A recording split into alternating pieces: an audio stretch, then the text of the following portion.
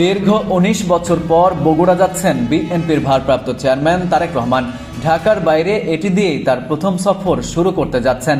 সেখান থেকে যাবেন রংপুরে। রোববার রাতে বগুড়া বিএনপির নেতৃবৃন্দ বিষয়টি নিশ্চিত করেছেন।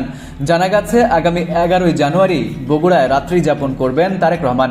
পরদিন সকাল ১০টায় দেশনেত্রী বেগম খালেদা জিয়ার আত্মার মাগফিরাত কামনায় গণদোয়ায় অংশ নেবেন। পরে তার রংপুর যাওয়ার কথা রয়েছে। যাওয়ার পথে হজরত শাহ সুলতান মাহমুদ বলখি রহমতুল্লাহ এর মাজার শরীফ জিয়ারত করবেন তিনি। বগুড়া জেলা বিএনপির সহসভাপতি মাফতুন আহমেদ জানান, ইনশাল্লাহ দীর্ঘ প্রতীক্ষার অবসান হতে যাচ্ছে বগুড়াবাসীর।